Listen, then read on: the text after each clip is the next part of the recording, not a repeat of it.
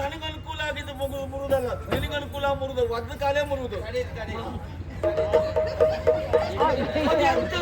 ನಿಮ್ಗೆ ಈ ವಯಸ್ಸಿನಲ್ಲಿ ಬೇಡ ಅಂತ ಹೇಳಿದ್ರೆ ಇದು ಆಕಳಿಗೆಲ್ಲ ಹೀಗೆ ಮಾಡುದಲ್ಲ. ಹೌದೌದು, ಕಾಲು ಮುರಿದೋದ್ರೆ ನಮ್ಮಲ್ಲಿ ದಬ್ಬಿ ಕೊಟ್ಟುದು ಒಂದು ಆಕಳೇನು ಅದ ಸರಿ ಆಗ್ಬೋದು ಅಂತ.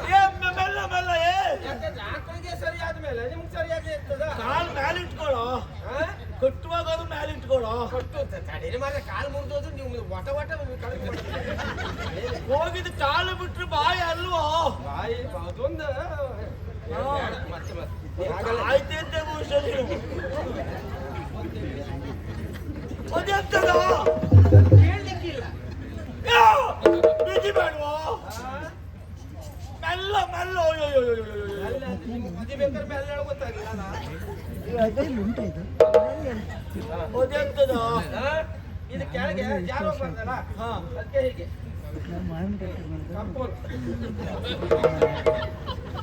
ಸ್ವಲ್ಪ ದೊಡ್ಡದಿದ್ವೇನೋ? ಹೌದು, ನೀವು ಕಾಲು ಮುಗ್ಬಿಡ್ತಾರೆ ಮೊದಲೇ ಗೊತ್ತಿತ್ತಲ್ಲ, ದೊಡ್ಡದೆಲ್ಲ ಮಾಡಿಸಿರ್ತಿತ್ತ. ಹೇಳ ಜನ ಇಲ್ವೇನೋ ಮಾಡ್ಲಿಕ್ಕೆ? ಜನ ಈಗ ಹೇಳ್ಬೇಕಷ್ಟೇ. ಬ್ಯಾಗ್ ಬ್ಯಾಗ್ ಮಾಡಾಯ್ತು, ಮತ್ತೆಂತ ಮಾಡುದು? ಅಲ್ಲ ಮಾರ, ಒದ್ದು ಆ ರೀತಿ ಪೆಟ್ ಮಾಡ್ಕೊಂಡ್ಮೇಲೆ ನೋವು ಆಗದೆ ಮತ್ತೆ ಅಂತ ಮಾಡ್ಕೊಂಡ್ರೆ ಆಯ್ತು. ಮಾಡ್ಲಿಕ್ಕೆ ಆಗ್ತದೇನೋ? ಹೌದು, ಇನ್ನಾದ್ರೂ ನಾ ಹೇಳ್ದು ಕೇಳ್ಬೇಕು. ನೀವು ಈಗ ಯಾರು ಇಲ್ಲ, ನಿಮ್ಮ ಹೆಣ್ಮಕ್ಳು ಯಾರು ಇಲ್ಲ ಈಗ, ನಿಮಗೆ ನಾನೇ ಈಗ. ಆಯ್ತು, ಮತ್ತೆ ನೀ ಅಂತಕ್ಕೆ ಸಂಬಳ ಹೆಚ್ಚು ಮಾಡ್ತದೆ ನಿನಗೆ. ಅಡ್ಡಿಲ್ಲ, ಹೊಟ್ಟೆಯಲ್ಲಿ ಬರ್ದು ಬರ್ದಿಡಿ ಆಯ್ತಲ್ಲ. ಬಾಬಾ ಅಂತೂ ಒಂದು ಸಮಾಧಾನ ಆಯ್ತು ಈಗ ಸ್ವಲ್ಪ. ಇನ್ನೇನ್ ಮಾಡುದು? ಕೆಲಸ ಮಾಡ್ತೇನೆ ನೋಡಿ. ಒಂದು ಕಾಲು ಹೋಯ್ತಲ್ಲೋ? ಹೋಯ್ತಾಯ್ತು, ಇನ್ನೊಂದು ಕಾಲನ್ನು ಉಳಿತಲ್ಲ, ಅದು ಖುಷಿ ಪಡಿ ನೀವು. ಅಪ್ಪ ತಾತ ವೃದ್ಧಾಪ್ಯದೊಳಗಿ ತೆರನ ಕ್ರೋಧವಿದು, ಈ ತೆರನ ಕ್ರೋಧವಿದು ರೀತಿ ಎಲ್ಲವೂ ಜೀವಘಾತುಕವ ಎಣಿಸುವರೇ. ಪ್ರೀತನಂ ತುಳಿಯದು ನೀತಿಯಲ್ಲವೇ, ಪೇಳ್ ವಿಧಾತ ಲಿಪಿ ಮೀರಲಳವೇ. ಧಾತುಗುಂದಿದ ನಿಮ್ಮನ ತಳುವುದು ಉಪಚರಿಪೆ ಜಾತೆ ಬಂದಿಗೆನು, ನಿಮ್ಮ ಉಪಚರಿತೆ ಬಂದಿಗೆನು ತಾತ.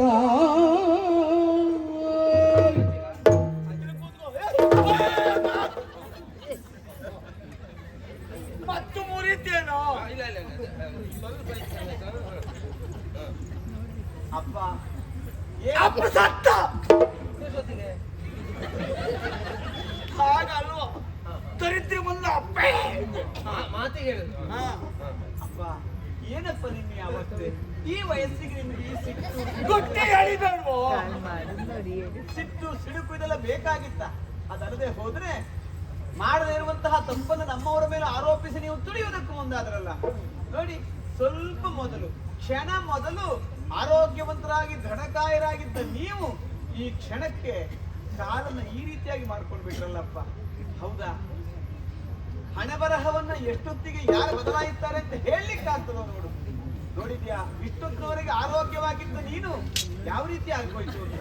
ಅಪ್ಪ ಯೋಚಿಸಬೇಕಾದದ್ದಿಲ್ಲ. ನಿಮಗ ಮಗಳು ಅಂತ ವ್ಯಾಮೋಹ ಇಲ್ಲೇ ಇರಬಹುದು, ನನಗೆ ಅಪ್ಪ ಅಂತ ಗೌರವ ಇದೆ. ನಾನು ಸೇವೆ ಮಾಡ್ತೇನಪ್ಪ. ನಾನು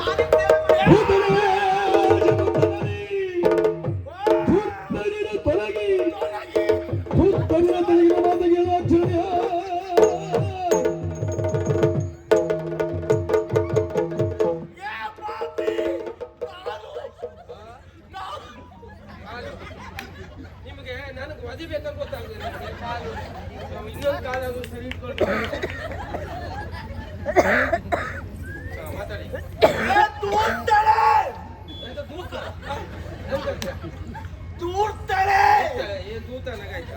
ನಿಮ್ಮ ಮರ್ಯಾದೆ ಸತ್ತವನು ನೀನು. ಹುಟ್ಟಿದಾಗಲೇ ನಿನ್ನ ತಾಯಿಯನ್ನ ತಿಂದೆ, ಈಗ ನನ್ನ ಕಾಲನ್ನು ತಿಂದ್ರೆ ನೀವು ಒಂದು ಕ್ಷಣವೂ ನಿಲ್ಲಬೇಡಿ. ನಿಮ್ಮ ಮುಖ ನೋಡ್ಲಿಕ್ಕೆ ಇಷ್ಟ ಇಲ್ಲ. ಹೊರಟಾಗಿ ಹೋಗಿ. ಸ್ವಾಮಿ ಪಟ್ಟದರಸಿ ಕೇಳು ದೃಷ್ಟಾಂತ ಒಂದ ಬೆನ್ನಟ್ಟುವ ಮತ್ತಾನೆಯನ್ನು ಕಟ್ಟಬಹುದು ಬಲು ನಿಷ್ಠುರ ಹೃದಯರಾಯ್ ಬಲು ನಿಷ್ಠುರ ಹೃದಯರಾಯ್ ಒಟ್ಟಿಗಿರುವುದು ಕಷ್ಟವೈದೆ. ಕೂಡ ಅರ್ಥವಾಗ್ತದಮ್ಮ. ತಂದೆ ಕಾಲ್ನೋವು ಮಾಡಿಕೊಂಡ್ರೆ ನಾವು ಕಾರಣಕ್ಕಾಗಿ ಓಡೋಡಿ ಬಂದು ಸೇವೆ ಮಾಡ್ಲಿಕ್ಕೆ ಮುಂದಾಗ್ತಾ ಇದ್ದೀಯ. ಆದ್ರೆ ಅದು ಅವ್ರಿಗೆ ಇಷ್ಟ ಇಲ್ಲ ಹೇಳ್ತಾ ಇದ್ದಾರೆ. ಹೌದಾ? ಹೊರಟು ಹೋಗಿ.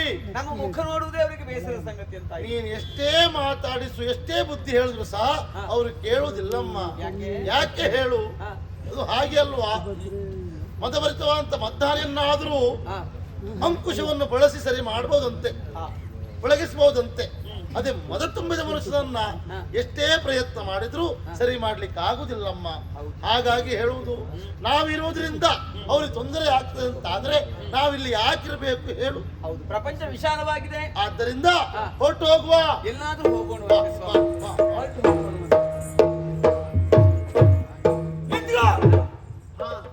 ನೋಡಿದ್ರ ನೀವು ಒಮ್ಮೆ ಸಿಟ್ಟು ಬಂದದ್ದಷ್ಟೇ, ಮತ್ತೆ ದೀರ್ಘ ದ್ವೇಷ ಅಲ್ಲ. ಎಷ್ಟಾದ್ರೂ ಮಗಳಲ್ಲವೇ? ಸೇವೆ ಮಾಡುವುದಕ್ಕೆ ಬೇಕು ಅಂತ ಹೇಳಿದಲ್ಲ, ಮತ್ತೆ ತಿಳಿಸಿದ್ರಲ್ಲ. ಹೊರಟ ಹೌದಪ್ಪ.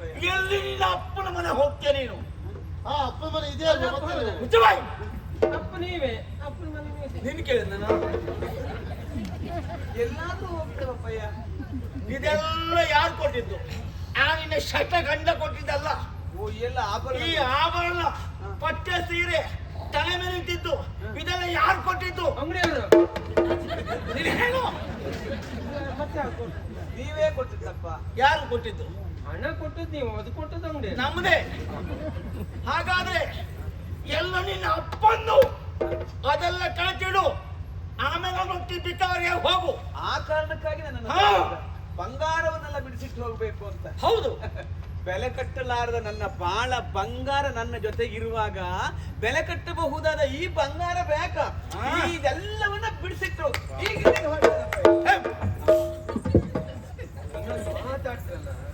ಯಾರು? ಏಯ್, ನಿನಗೇನು ಮತ್ತೆ ಪ್ರತ್ಯೇಕವಾಗಿ ಹೋಗು ಅಂತ ಹೇಳ್ಬೇಕೇನೋ, ಅಥವಾ ನಮ್ಮಲ್ಲಿರುವಂತ ಆಳಿಗೆ ಹೇಳಿ ಕತ್ತಿಗೆ ಕೈ ಇಟ್ಟಿ ನುಗ್ಗಬೇಕಾ? ನೋಗಿದುವುದೇಕಿನ್ನು ಮಾವನೇ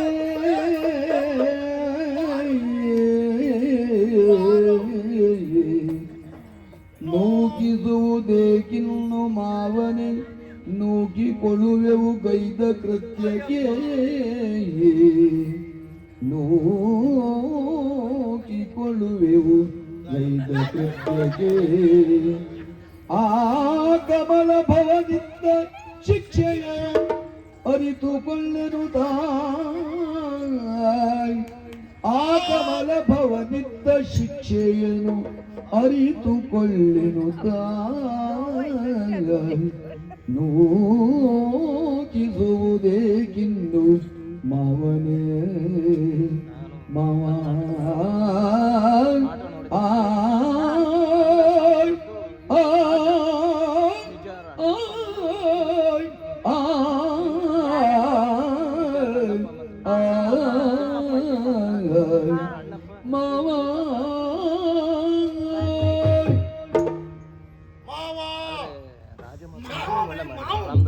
ಅಲ್ಲ, ಹೇಳಬಾರದು.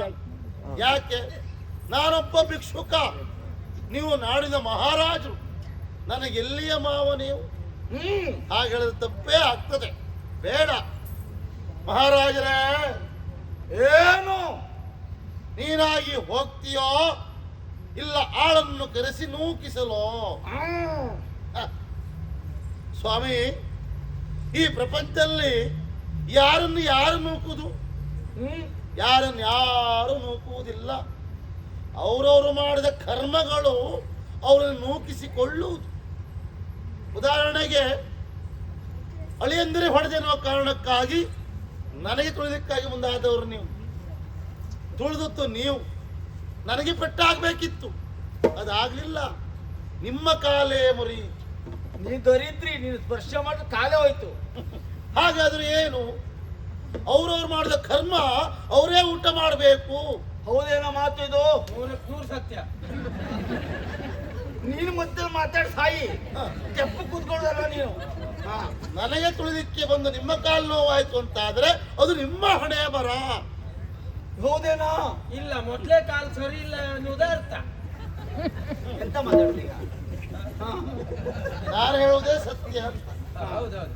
ಹಣೆ ಬರ ಬರೆದಂತ ಬ್ರಹ್ಮ ಒಮ್ಮೆ ಬರೆಯುತ್ತಾನೆ, ಹಾ ಹಾ ಮತ್ತೆ ಅವನಿಂದಲೂ ತಿಕ್ಲಿಕ್ಕೆ ಆಗುದಿಲ್ಲ ಅಂತೆ. ಹಾ ಹಾಗೆ ಹೇಳುವುದು. ಹಾ. ಹರಿಣಾಪೆ ಹರೇಣಾಪೆ ಬ್ರಹ್ಮಣಾಪೆ ಸುರೇರಪಿ ನಲಟಾಲಿಖಿತ ರೇಖಂ ಪರಿಮಾಶ